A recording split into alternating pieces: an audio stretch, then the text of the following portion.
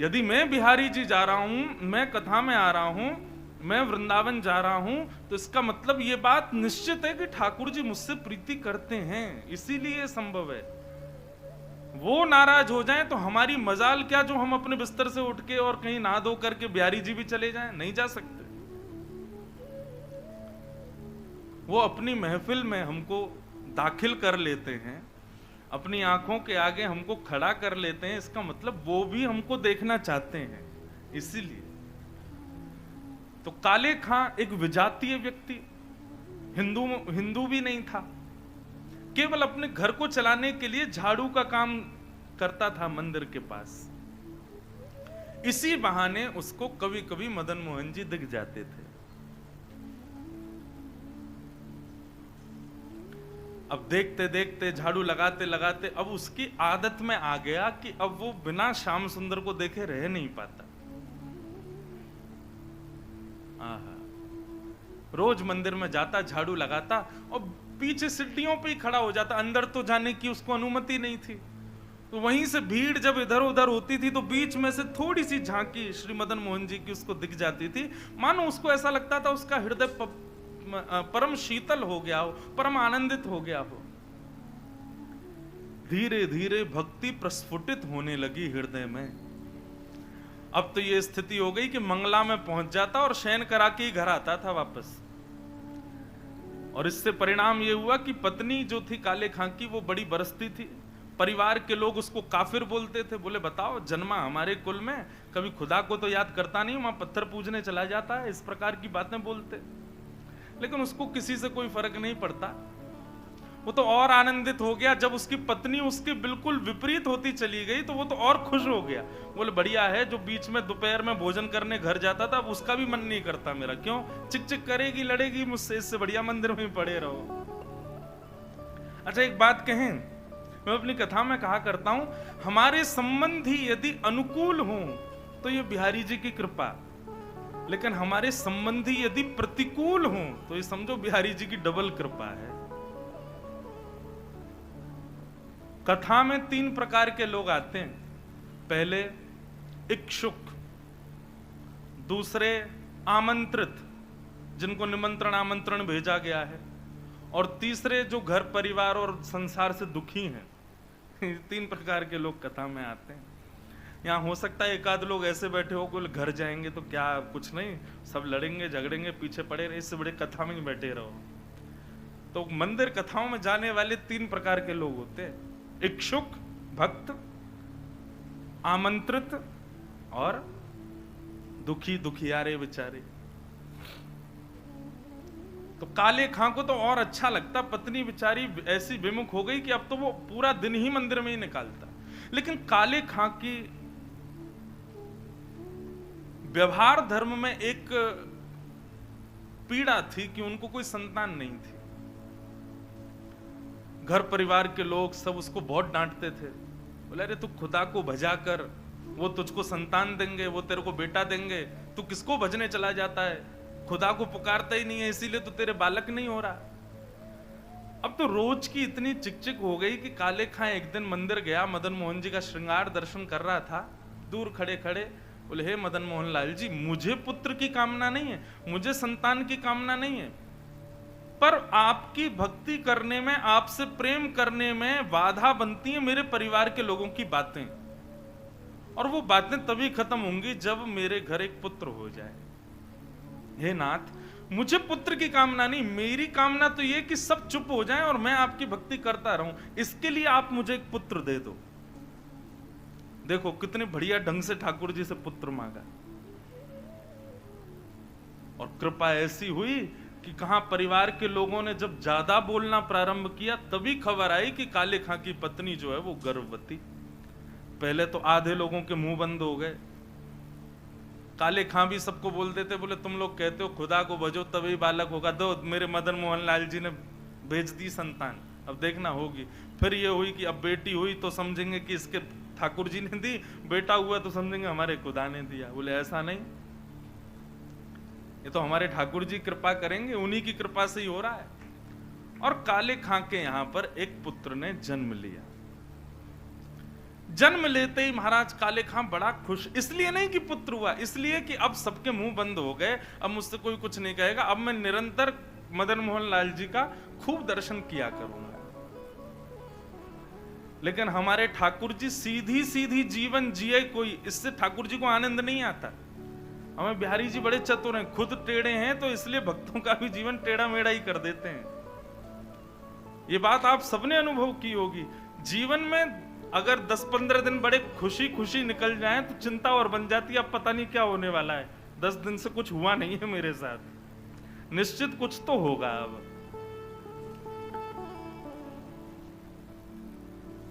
काले खां का पुत्र 8 वर्ष का हो गया, सब आनंदित था, काले खां बड़ा प्रसन्न। अब तो जन्माष्टमी भी मनाता है, राधाष्टमी भी मनाता है, रामनवमी भी मनाता है, घर वालों को नहीं बताता, बस मंदिर में जाके सब उत्सव होते हैं उसमें आनंद करता है। 8 वर्ष का बालक काले खां का यमुना जी के तट पर, नदी के तट पर कहीं खेल रहा था अपने मित्रों के साथ, और एक सर्प ने उसको डस दिया। सर्प के डसते ही महाराज नीला पड़ गया उसका पुत्र, बेहोश होके गिर गया। बालक दौड़े दौड़े गए काले खां के घर, काले खां तो मंदिर में था, उसकी पत्नी को जाके बताया। पत्नी रोते रोते मंदिर पहुंची, जाकर के बोली जल्दी चलो, हमारे बेटे को सर्प ने डस दिया है, वो नदी के तट पर बेहोश पड़ा है, मैं जा रही हूं उसके पास, तुम जाओ किसी झाड़ फूंक वाले को लेके आओ, हमारा बेटा मर जाएगा। लेकिन काले खां व्यस्त था ठाकुर जी की श्रृंगार आरती में, श्रृंगार आरती हो रही थी। पत्नी इतना बोल करके लौटने लगी, लौट करके उसने पीछे देखा कि आए कि नहीं, तो देखा तो काले खां तो ठाकुर जी को ही देख रहा था। पत्नी जाकर के बरसने लगी, बोले तुमको अभी भी यही दिख रहे हैं? अरे हमारा बेटा मरने वाला है, देरी करोगे, कोई झाड़ फूंक वाला नहीं पहुंचा तो उसकी मृत्यु हो जाएगी। लेकिन काले खां तो अभी भी मदन मोहन जी को ही देख रहे थे। पत्नी ने कहा यदि मेरे पुत्र को कुछ हो गया ना तो फिर देखना मैं क्या करती हूं, तुम्हें और तुम्हारे इस मदन मोहन को दोनों को देखूंगी मैं। ऐसा कहकर के पत्नी तो चली गई, काले खां वहीं खड़े रहे, नेत्रों से अविरल अश्रुधार बहाने लगे, इसलिए नहीं कि पुत्र को सर्प ने डसा, इसलिए हे मदन मोहन लाल, क्यों आप चैन से नहीं बैठने देते मुझको, क्यों आप चैन से मुझे दर्शन नहीं करने देते? ये सब मुझे पता है आपकी लीलाएं हैं, और ये सब क्यों करते हो ये भी मुझे पता है, मुझे परखने के लिए कि मैं अपनी स्थिति से च्युत तो नहीं हो रहा कहीं। लेकिन मेरा पुत्र दिया आपने था तो बचाओगे भी आप ही, और पुनः कहूंगा इसलिए नहीं कि मेरा पुत्र है, इसलिए कि मैं आपसे दूर ना हो जाऊं, बस मेरे पुत्र को बचाना। संध्या आरती के बाद जैसे ही कपाट बंद हुए, काले खां नदी के तट पर पहुंचा, भीड़ इकट्ठी थी। पत्नी को जैसी पता चला, काले खां बोले आगे ओझा को नहीं लाए, झाड़ फूंक वाले को, बोले वो तो मैं भूल गया। इतना कहना हुआ कि महाराज परिवार के लोगों ने काफिर काफिर कहकर के काले खां को सुनाना प्रारंभ कर दिया। दौड़ करके गए, ओझा को लेकर के आए। जैसे ही ओझा ने आकर के उसकी नब्ज आदि देखी तो कहा ये बालक तो जीवित नहीं है, इसकी तो मृत्यु हो चुकी है। सब रोने लगे। काले खां की पत्नी ने अपने पुत्र को गोद में उठाया और ले गई और मदन मोहन जी के द्वार पर जाकर के अपने पुत्र को रख दिया। बोले बहुत कहते थे मदन मोहन लाल जी ने दिया, मदन मोहन लाल जी ने दिया है, तो ये जीवित करके दिखाएं इसको अब, और यदि ये जीवित नहीं हुआ खुद भी मर जाऊंगी, तुमको भी मार दूंगी और पूरे परिवार को नष्ट कर दूंगी इन्हीं की दहली पर। तब काले खां ने मदन मोहन लाल जी को निहारा और निहार करके कुछ शब्द काले खां ने लिखे हैं, तो थोड़े उर्दू के अल्फाज, लेकिन हैं बहुत सुंदर। इनमें से कई शब्दों के अर्थ तो मुझे भी नहीं पता, उर्दू में है। पर एक बात कहें, भक्त की जब चरमोत्कृष्ट भक्ति हो जाती है ना, तो उसकी भक्ति शब्दों के रूप में निकलने लगती है। जब भक्ति चरम स्थिति में पहुंचती है, कहां मीराबाई ने नहीं गाया, सूरदास ने नहीं गाया, तुलसीदास ने, सबने गाया। एक बात नोट कर लीजिएगा, जिसने पाया उसने गाया, और जिसने नहीं पाया वो गा नहीं पाया कभी। यदि बिहारी जी मिलेंगे ना, तो आप गाने का प्रयास नहीं करोगे, गाना अपने आप होगा, अपने आप प्रकट होंगे शब्द आपके मुख से। अभी हमारी स्थिति क्या है, अभी हम सूरदास के पद गाते हैं, अभी मीराबाई के पद गाते हैं, अपने हमारी कोई निर्माण नहीं है, अपनी हमारी कोई सामर्थ्य नहीं है। पर जिस दिन बिहारी जी मिलेंगे, उस दिन जिह्वा में सामर्थ्य आएगी और आप कुछ ना कुछ गाओगे, ये निश्चित है। जो पाएगा वो गाएगा। काले खां मदन मोहन लाल जी की ओर देखने लगा और कहने लगा, मुसफक साफीक रफीक दिल दोस्त मेरे नजदीकी हकीकी ख्याल कीजिए।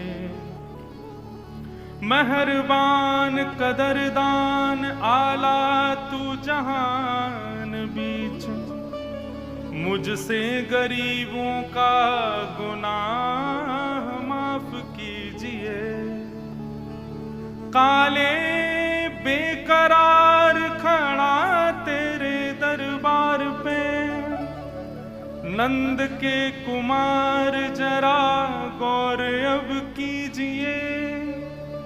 हिंदुओं के नाथ तो हमारा कुछ दावा नहीं, जगत के हो नाथ तो हमारी सुध लीजिए। हे मदन मोहन लाल, एक द्वार पर खड़ा है तुम्हारे, यदि तुम हिंदुओं के नाथ हो तो हम वापस चले जाएंगे, कोई कृपा मत करना। पर मैंने सुना है लोग आपको जगन्नाथ बुलाते हैं, जगत के हो नाथ, जगत के हो नाथ तो हमारी सुध लीजिए। बस ये बात कहनी हुई, नेत्रों से अविरल अश्रुधार बहने लगे काले खां के, और देखते ही देखते जैसे अश्रुधार का एक बिंदु नीचे पड़े हुए काला पड़ गया था पुत्र विष के कारण, जैसे एक बिंदु जाकर के उस पुत्र के मुखमंडल पर पड़ी, पड़ते ही उसका जो काला वर्ण हो चुका था वो श्वेत होने लगा, और धीरे धीरे पुत्र ने आंख खोलनी प्रारंभ करी, उठ करके बैठ गया, देखने लगा, जल पी करके बोला, अब्बा अम्मी, जो उसके माता पिता थे उनको उन्हीं शब्द में पुकारा। बोले कि वो कहाँ गया? बोले कौन? अरे अभी जो यहाँ खड़ा था, मेरे समान छोटा सा बालक था, मेरे जैसा ही सांवला उसका वर्ण था, मोर मुकुट पहनी थी, बहुत सुंदर उसकी मुस्कान, उसके ऐसे सुंदर नेत्र थे, वो मेरा सखा है, वो मेरे गले में गलवैयां डाल करके खड़ा था, कहाँ गया वो? और ये भाव देखते ही वहां खड़े जितने लोग थे सबने मदन मोहन लाल जी को दंडवत प्रणाम किया। सब समझ गए, बोले किसने की है कृपा हमको पता है। तब से लेके आज तक श्री मदन मोहन लाल जी की आरती होती है तो आरती होते ही वहां का एक आरती पूर्ण होते ही एक पंक्ति गाई जाती है, कारे के बेटा को जब कारे ने खाया, कारे के बेटा को जब काले ने खाया, कारे की कविता सुन बेटा जिवायो है। काले खां के बेटा को जब काले नाग ने खाया तब काले खां की कविता सुन करके उसके बेटा को जिवाने वाले बोल मदन मोहन लाल की जय।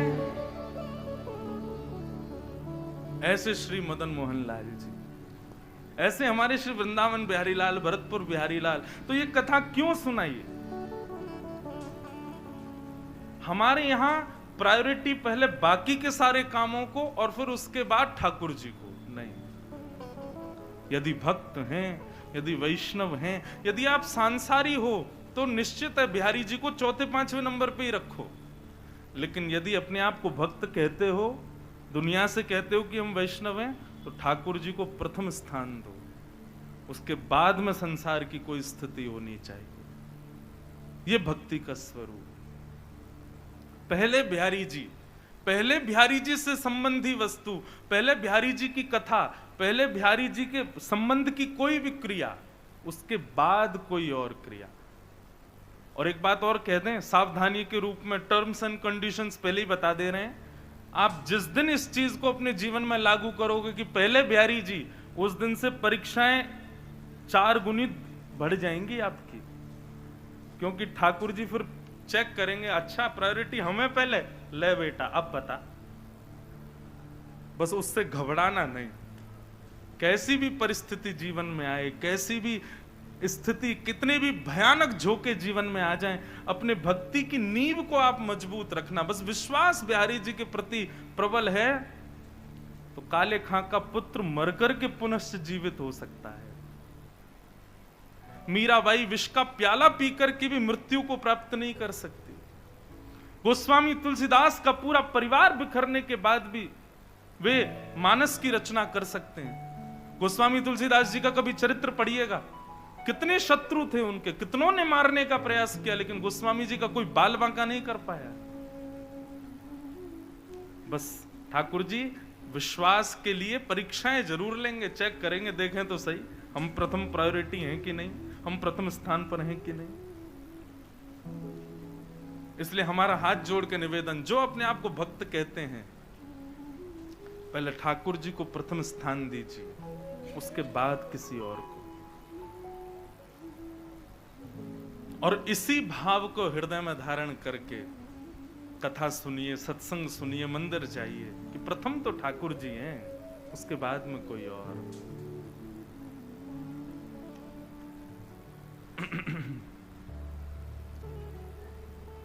बोलो वृंदावन बिहारी लाल की जय। भूमिका में चले गए ज्यादा, पर अच्छा ही था। जो भी भाव निर्मित हो श्री बिहारी जी की कृपा से ही होता है। तो हम ये विषय क्यों लेकर के प्रारंभ किया था? ये विषय प्रारंभ किया था स्मृति शब्द से, कि वो 5 वर्ष पुरानी जो स्मृति है ना, उसी स्मृति का कल हम फोन कर दें कि भैया सुनो आज ना कथा आप ही लोग कर लो, हम थोड़े थक रहे हैं, हम नहीं आ रहे, तो ऐसा हो सकता है? भरतपुर के अखबार में छप जाएगा, हमारा जयपुर तक, वृंदावन तक हल्ले हो जाएंगे। इंद्रेश जी ने भरतपुर में कथा की और तीसरे दिन फोन करके कहा हम थक गए, हम नहीं आ रहे। हम कर ही नहीं सकते, हमको आना ही पड़ेगा, चाहे सर दर्द हो चाहे पेट दर्द हो। मतलब बाकी के लोग तो समय निकालने के लिए सोचते हैं ठाकुर जी के लिए, हमारा तो कान ही बिहारी जी ने पकड़ा, बोले नहीं बैठना ही पड़ेगा तुझे, तो करनी ही पड़ेगी। घर में चाहे किसी का ब्याह हो, घर में चाहे कुछ भी हो, हमको कथा करने जाना ही पड़ता है। तो ये तो ठाकुर जी की हम पर कृपा है, तो इससे पुण्य तो बनते होंगे बंधुओं, कथा सुनाते हैं, इतने लोग सुनते हैं, तो पुण्य तो मिलते होंगे। पर हमने पहले ही सोच रखा है नाथ, इस पुण्य के बदले हमको एक ही चीज देना, क्या? हम वैकुंठ आएंगे ये तो हमको पता है, ये तो निश्चित हम जान चुके हैं, वैकुंठ से नीचे तो हमको मिलने वाला नहीं है। लेकिन हम वैकुंठ में आकर के भी कथा करें और शंख चक्र गदा पद्मधारी हमारे बिहारी जी के ही पूर्ण अवतार श्री नारायण को सामने बैठा करके कथा सुनावें, वहां भी कथा करें। लेकिन हम अकेले नहीं जाएंगे वैकुंठ। जिस जिस शहर में जितनी कथाएं करेंगे और जहां जहां के जितने जितने लोग कथा सुनेंगे, वे सब भी हमारे संगे ही जाएंगे वहां। तो इसीलिए हमने अपनी व्यासपीठ का नाम भक्ति पथ रखा, भक्ति का रास्ता, भक्ति का मार्ग, जो सीधे बिहारी जी के पास जाएगा और उनको उनके सामने बैठ के हमको कथा करनी है। तो उसमें कुछ शहर हैं जहां भक्ति पथ परिवार अपनी गतिविधियों से, अपने सत्संग से, अपने क्रियाओं से इस भाव को, इस संकल्प को सार्थक कर रहे हैं। उसमें यदि ऐसा कह दूं तो कोई अतिशयोक्ति नहीं, पहले नंबर पे भरतपुर ही है। तो निश्चित है भरतपुर के आप सब लोग हमारे साथ वैकुंठ की यात्रा में, आप सबकी टिकट कट चुकी है, नहीं मन होगा तो भी चलना पड़ेगा, सब चलोगे हमारे साथ। और वहां 7 दिन के लिए जाएंगे बस हम लोग, 7 दिन कथा सुनाएंगे ठाकुर जी को, और ठाकुर जी कहेंगे वाह भैया बड़ी बढ़िया कथा सुनाई, अब दक्षिणा मांगो। तब दक्षिणा मांगेंगे एहो विधिना तो पे अचरा पसार मांगू, जन्म जन्म दीजो या ही ब्रज बसिवो। अब हमको दोबारा ब्रज में ही भेज दो आप। तो 7 दिन रहेंगे वैकुंठ में, फिर दोबारा आ जाएंगे वृंदावन में, फिर से यहाँ पर खूब कथाएं आदि करके फिर जाएंगे, फिर आ जाएंगे। तो यही संकल्प है, इसीलिए इसका नाम भक्ति पथ है। आप सब पथिकों को बहुत बहुत शुभकामनाएं कि आप सब इस पथ के पथिक हो। खूब आनंद से हम लोग ठाकुर जी की प्राप्ति करेंगे, निश्चित है मिलेंगे ही मिलेंगे बिहारी जी। इससे नीचे काम बनने वाला हमारा है नहीं, तो उसमें भरतपुर बहुत आगे है। तो भरतपुर के लोगों को बहुत बहुत शुभकामनाएं। आओ आज के प्रथम दिन के सत्र में हम लोग भागवत जी के महात्म्य में प्रवेश करते हैं। सब लोग मेरे साथ में नेत्र बंद करके बिहारी जी का स्मरण करते हुए भागवत का महात्म्य का प्रथम श्लोक उच्चारण करो। सच्चिदानंद रूपाय सच्चिदानंद रूपाय विश्वोत्पत्त्यादि हेतवे विश्वोत्पत्त्यादि हेतवे तापत्रय विनाशाय तापत्रय विनाशाय श्री कृष्णाय वयं नुमः श्री कृष्णाय वयं नुमः श्री कृष्णाय वयं नुमः श्री कृष्णाय वयं नुमः। भागवत के महात्म का प्रथम श्लोक। सच्चिदानंद रूपाय, भगवान के 3 रूप हैं। बंधुओं स्वरूप तो बहुत सारे हैं भगवान के, मदन मोहन जी, गोपीनाथ जी, गोविंद देव जी, बिहारी जी, द्वारिकाधीश, जगन्नाथ, बद्रीनाथ, श्रीनाथ। स्वरूप बहुत सारे हैं भगवान के, लेकिन रूप केवल 3 है। जैसे हमारी फोटोग्राफ्स अलग अलग हो सकती हैं, लेकिन हमारी अलग अलग अदाओं में हैं तो हम ही ना। कभी हंसते हुए, कभी रोते हुए, कभी बैठे हुए, कभी चलते हुए। फोटोग्राफर ने बहुत सारी फोटोग्राफ्स ली हैं, लेकिन हैं तो सब फोटोग्राफ्स में हम ही ना। ऐसे ही बंधुओं, ये जितने भी ठाकुर जी के स्वरूप हैं, ये सब भक्तों के द्वारा हृदय से प्रकट किए हुए ठाकुर जी हैं। परंतु प्रत्येक ठाकुर के रूप 3 ही हैं, सत्य, चैतन्य और आनंद। बिहारी जी सत्य स्वरूप हैं, आप सब अनुभव करोगे। आप संसार में किसी से कितना भी प्रेम कर लो, लेकिन फिर भी अपने कुछ ना कुछ बातों को मन में छुपाओगे, उससे भी नहीं बोल सकते। लेकिन बिहारी जी ऐसे, उनके सामने जाते ही छुपाना नहीं पड़ता, सब अपने आप प्रकट हो जाता है। जो हम किसी को नहीं बता पा रहे, बिहारी जी के सामने जाते ही वो अपने आप प्रकट हो जाता है। चाहे वो हमारी दुख के हों, चाहे वो हमारे सुख के हों, चाहे वो हमारे द्वारा किए गए पाप हों, चाहे वो हमारी पीड़ाएं हों, बिहारी जी के सन्मुख आते ही सब अपने आप प्रकट हो जाती हैं। इसलिए वो सत्य है। संसार में कई लोगों से हमारे ऐसे संबंध होते हैं कि उससे हम अपनी सारी हृदय की बात कह देते हैं। वो हमारे सगे भाई बहन भी हो सकते हैं, या चाचा ताऊ के बच्चे भी हो सकते हैं, हमारे पड़ोसी भी हो सकते हैं, हमारे मित्र भी हो सकते हैं। परंतु बंधुओं, ठाकुर जी ऐसे हैं कि उनसे आप वह भी बोल सकते हो जो आप किसी से नहीं बोलते। और बोल सकते हो नहीं, बोलते ही हो। व्यक्ति पाप कर ले, सबसे छुपा लेगा, लेकिन ठाकुर जी से नहीं छुपा पाता। चोर भी यदि कभी मंदिर में जाता है ना, तो बिहारी जी से कहता होगा, हे बिहारी जी, आगे वाली की चैन काट रहा हूं मैं, क्षमा कर देना। आज भी हमने सुना कि कथा में 2-3 माताओं के कुछ चैन वैन कट गई। इसलिए भैया, यहां तो भक्ति का गहना पहन के आओ, उसको कोई चोरी कर ही नहीं पाएगा। सांसारिक गहने घर ही छोड़ के आई हूं, क्योंकि यहां पर भी बहुत सारे लोग बिहारी जी से प्रार्थना इसीलिए करके आ रहे होंगे कि हे बिहारी जी, कृपा करना वो महंगी वाली चेन पहन के आवे ताकि हम काट सकें। बिहारी जी बेचारे सबके हैं, कहो तो उसकी सुन लें। इसलिए आप लोग अपनी चतुराई से आओ, थोड़ा सावधानी रखो इस बात में भी। तो भगवान सत्य हैं, उनके सामने सबका सत्य प्रकट हो जाता है। इस बात का प्रमाण देती है महाभारत की एक कथा। कौरवों के पिताजी का नाम क्या है? धृतराष्ट्र। धृतराष्ट्र का एक श्लोक है महाभारत में, वो वहां कहते हैं, जानामि धर्मं न च मे प्रवृत्ति, जानाम्यधर्मं न च मे निवृत्ति। धृतराष्ट्र कहते हैं,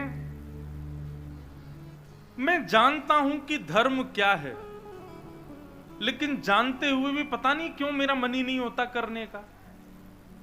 और मैं ये भी जानता हूं कि मैं और मेरे पुत्र जो कर रहे हैं ये अधर्म है, लेकिन ये जानते हुए भी पता नहीं क्यों मैं ना तो उनको रोक पा रहा हूं ना खुद रोक पा रहा हूं। मतलब व्यक्ति को पता है कि सही क्या है और गलत क्या है, लेकिन फिर भी वो गलत करता है। ऐसा हो ही नहीं सकता कि उसको पता नहीं था कि ये गलत है। सबको पता होता है कि हम गलत कर रहे हैं, हम अपराध कर रहे हैं, हम पाप कर रहे हैं, सबको पता होता है ये, लेकिन फिर भी हम करते हैं। तो अपराध करते हैं जानते हुए भी कि ये अपराध है, जानते हुए भी हम कर देते हैं। क्यों?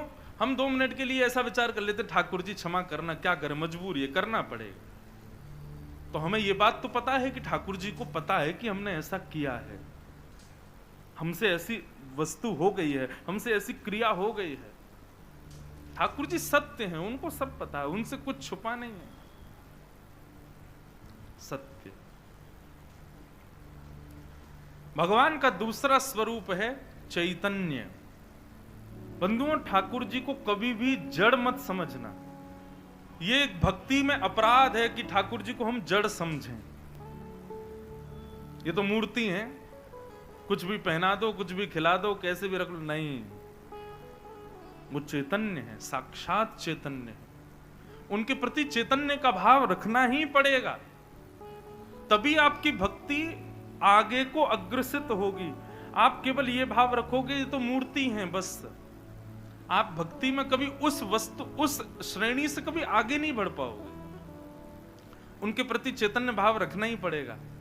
हमारे वृंदावन के राधा रमन लाल जी का कभी दर्शन करो आकर के, आपको अनुभव होगा। जिस दिन राधा रमन लाल जी बड़े प्रसन्न होते हैं, अपनी पोशाक से, अपनी सेवा से या किसी भी भाव से प्रसन्न होते हैं, तो उस दिन उनके 3-4 दतुइयां दिखाई देती हैं।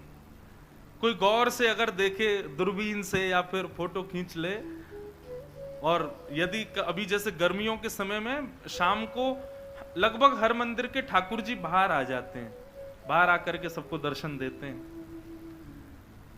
आप कभी गौर से देखना, राधा रमन लाल जी जिस दिन बड़े प्रसन्न होते हैं ना, उस दिन उनके दांत दिखाई देते हैं, 3-4 दांत दिखते हैं। क्यों? क्योंकि वो जड़ नहीं है, वो चैतन्य है।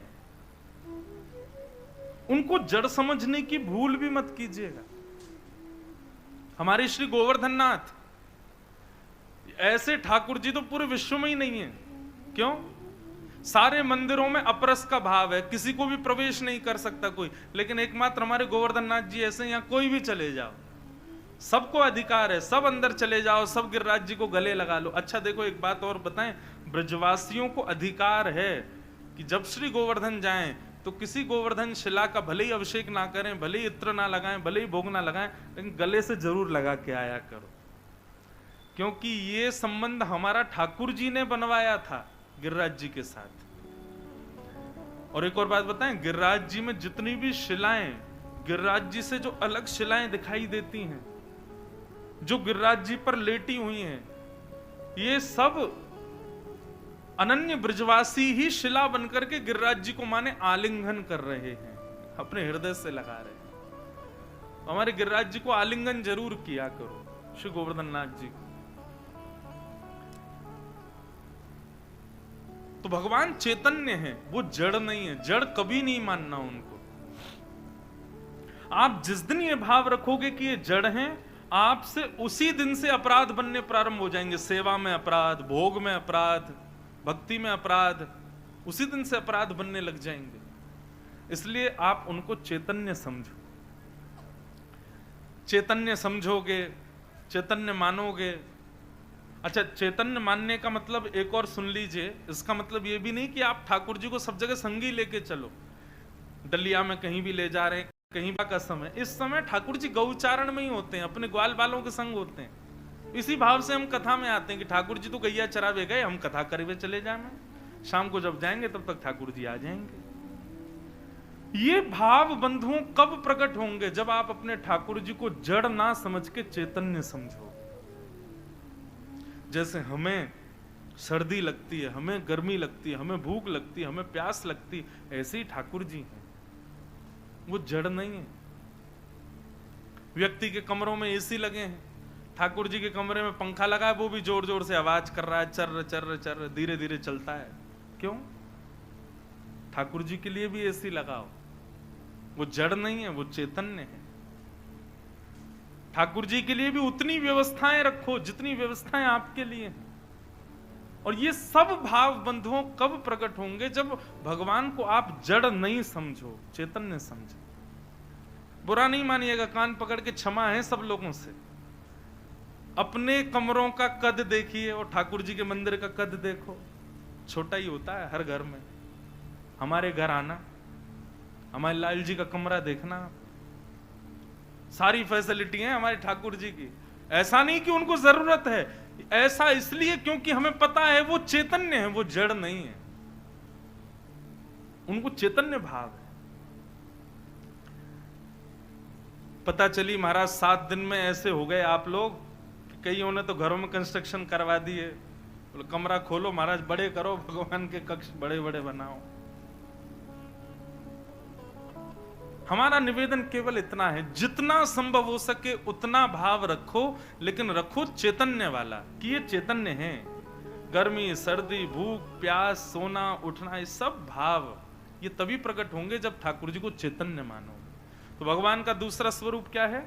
चैतन्य। पहला सत्य, दूसरा चित्त यानी चैतन्य, और तीसरा आनंद। जब आप सत उस परमात्मा को चैतन्य मानने लग जाओगे तो भक्ति में आनंद आने लग जाएगा। यही अर्थ है सच्चिदानंद रूपाय।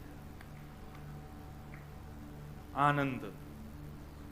बिहारी जी का कितनी भी बार दर्शन करा लो, बिहारी जी की कितनी भी कथा सुना लो, वृंदावन कितना भी घुमा लाओ, गोविंद देव जी कितने भी चले जाओ, गिरिराज जी की कितनी भी परिक्रमा लगाओ, आनंद ही आता है। अब गिरिराज जी की परिक्रमा में भले ही पांव दुखते हैं, घुटने दर्द करते हैं, नसें खिंच जाती हैं, बेचारे गिरते पड़ते ही सही, रिक्शा में लद लद के सही, लगाते तो हैं पूरी परिक्रमा। क्यों?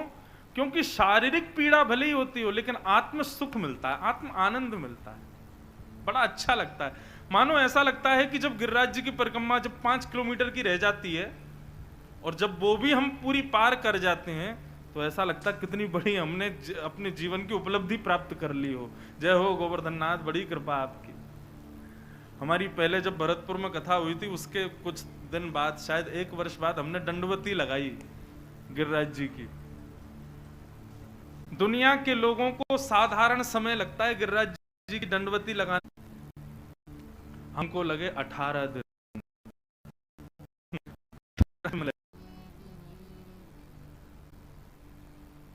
कुम्भन दास जी, एक हमारे अष्ट सखाओं में एक सखा हुए श्री कुम्भन दास,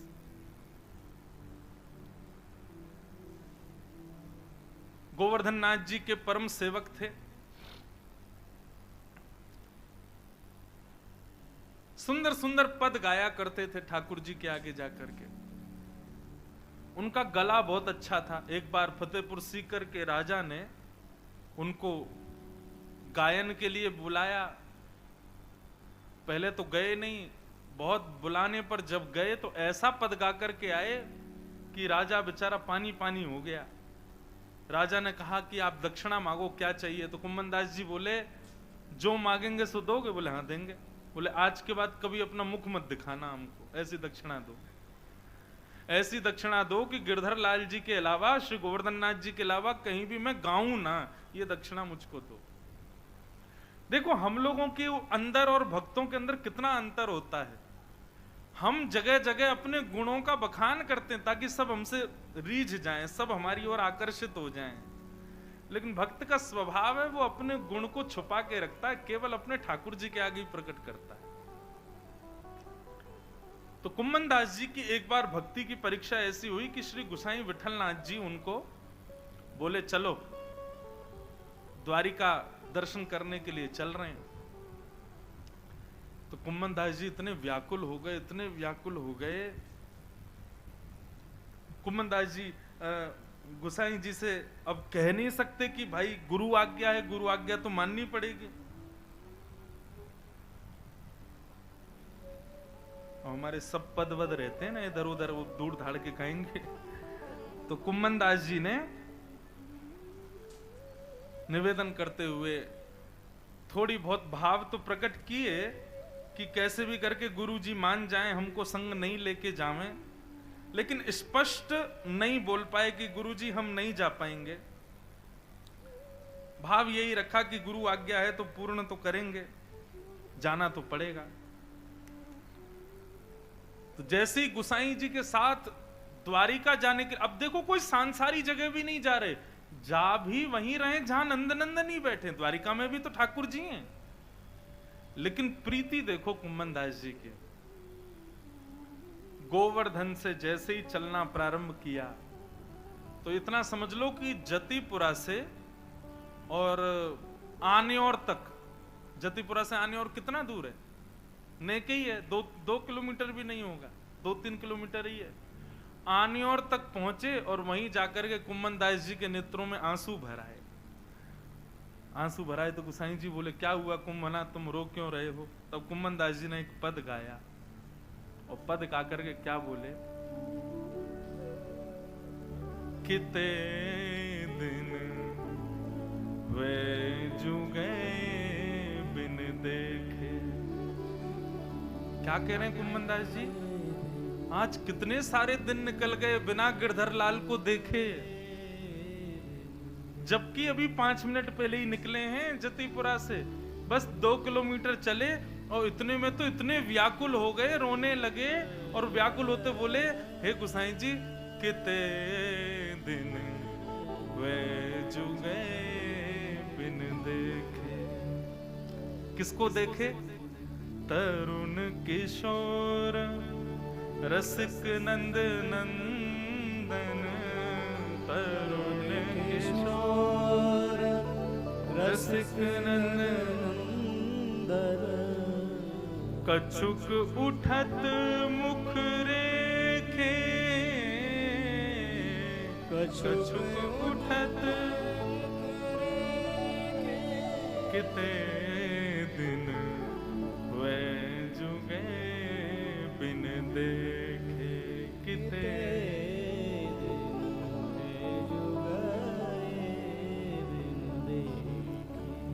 तरुण किशोर रसिक नंद नंदन, कछुक उठत मुख रेखे।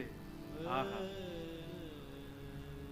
तरुण किशोर मतलब बिल्कुल नवीन वपु जिनका है, बिल्कुल कसा हुआ बदन जिनका है, बिल्कुल तरुण अवस्था के नंद नंदन, जो रसिक शिरोमणि हैं, जिनके नेत्र भी रसीले।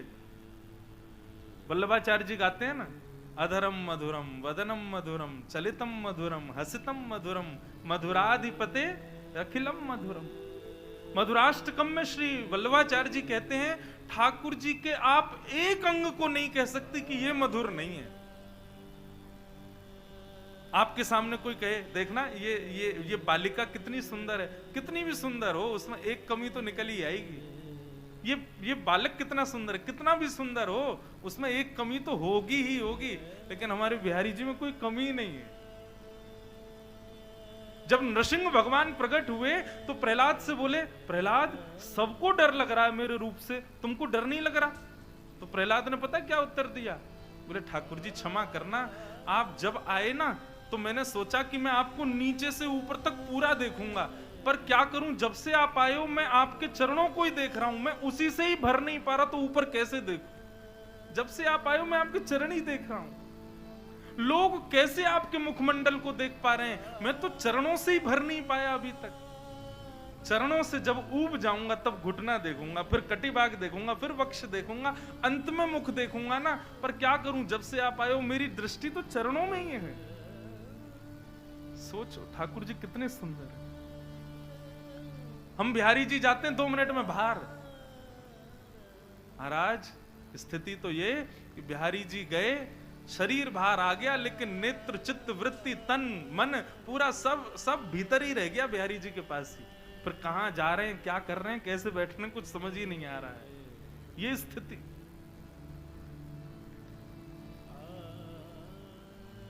जब गोसाई जी ने कुम्मन दास जी का ये भाव सुना ना, बोले बताओ ये 2 किलोमीटर चल के 10 मिनट में ये हालत है, ये द्वारिका तो दूर की बात, गोवर्धन की सीमा से बाहर पैर रखते इनके प्राण निकल जाएंगे।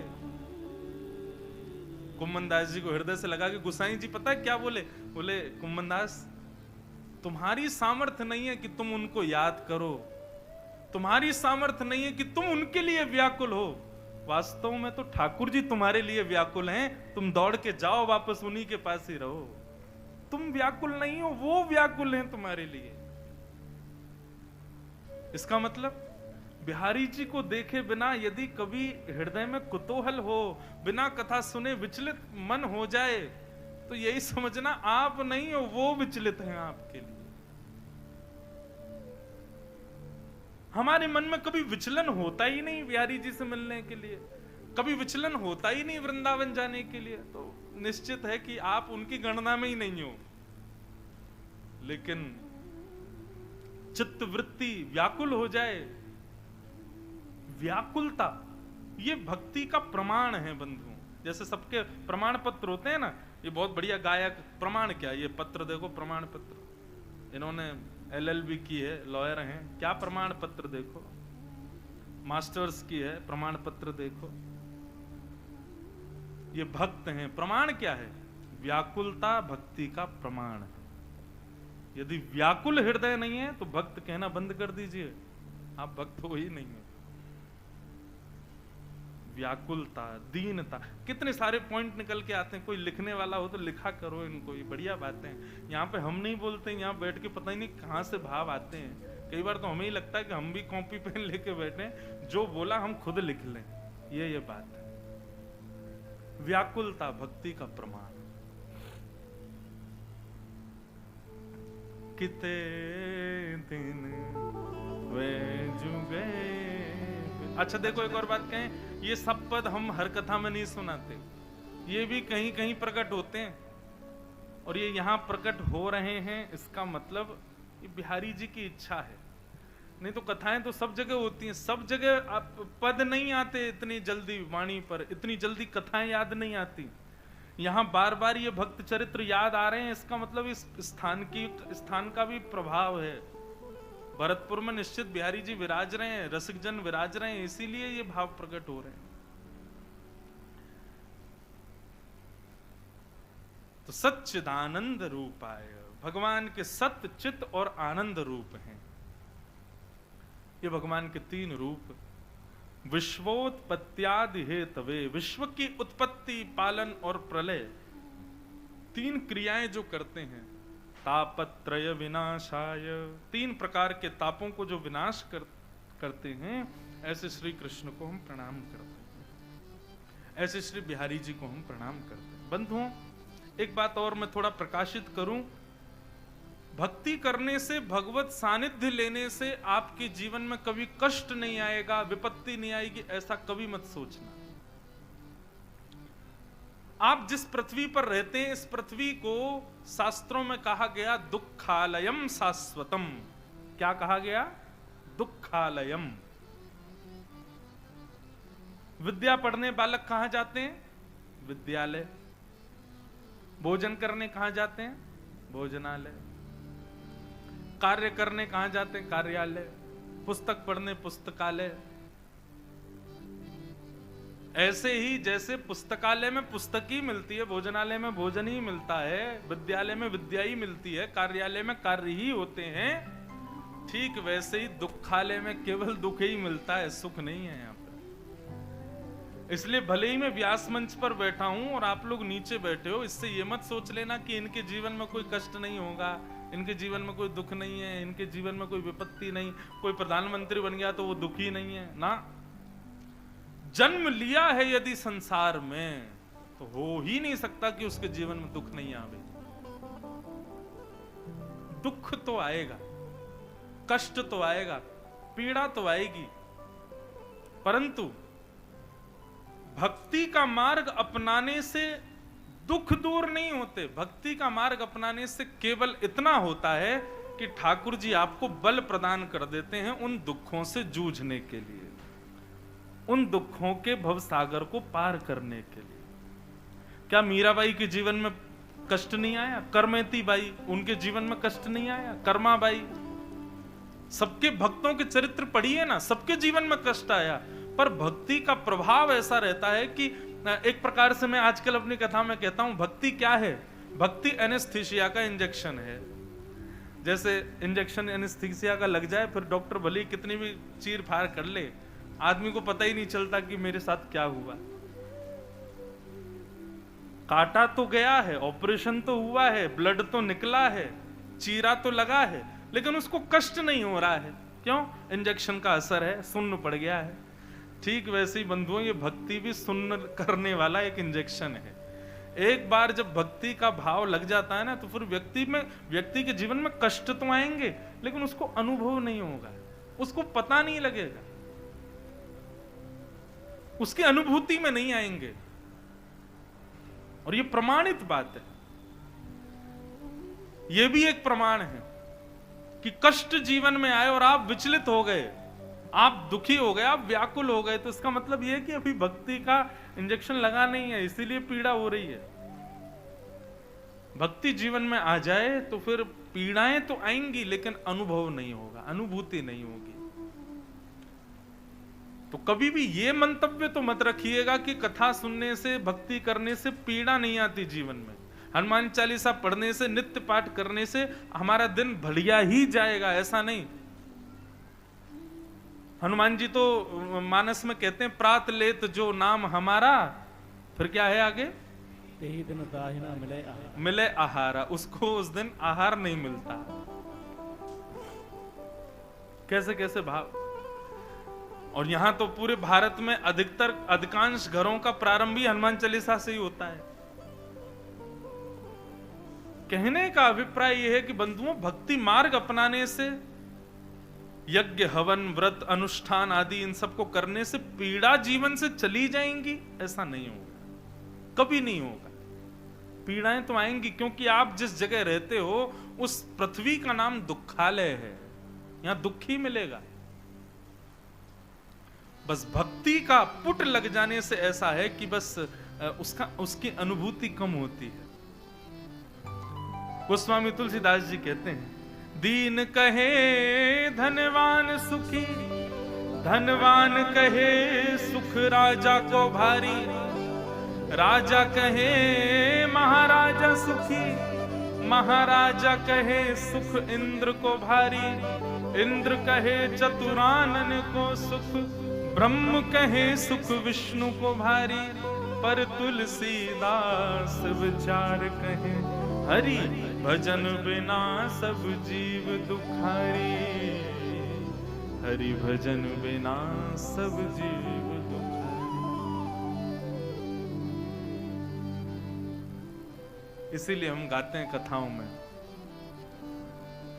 हरि का भजन करो, हरि है हमारा, हरि का भजन करो, करताल बजा के हरि है आपसे, हमारा, हरि का भजन करो, हरि है हमारा, हरि का भजन करो, हरि है हमारा,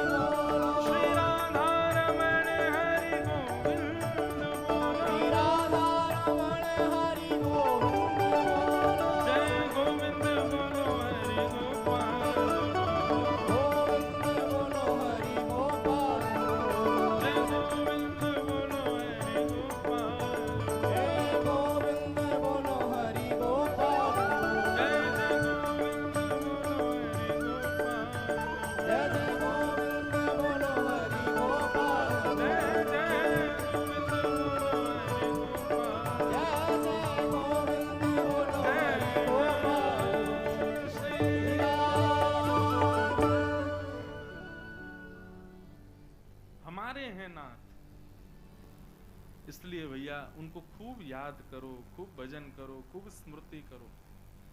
अच्छा, केवल आप भगवत भजन करने से भक्त बनोगे, भक्ति भाव आपके हृदय में आएगा, इतना मात्र ही नहीं है। संसार में रहने के लिए सद्बुद्धि भी भक्ति से ही आती है। बिनु सत्संग विवेक न होई, राम कृपा बिन सुलभ न सोई। ये जो विवेक हमारे जीवन में, देखो ज्ञान जीवन में आना ये कोई जरूरी बात नहीं है। मैं फिर कह रहा हूं, ज्ञानी होने से कल्याण नहीं होता, विवेकी होने से कल्याण होता है।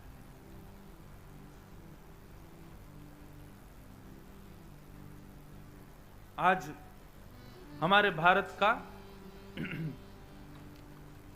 एक बहुत बड़ा G20 समिट का कार्यक्रम चल रहा है दिल्ली में। कितने देशों के बड़े बड़े प्रतिनिधि आए हैं, कितने बड़े बड़े बिजनेसमैन आए हैं, कितने बड़े बड़े CEOs आए हैं, सब वहां इकट्ठे हुए हैं। और किस व्यक्ति के आमंत्रण पर आए हैं? व्यक्ति हमारे प्रधानमंत्री हैं, नाम उनका मोदी जी है, परंतु क्वालिफिकेशन ज्ञान के दृष्टि से ज्यादा नहीं, विवेक की दृष्टि से बहुत ऊपर है।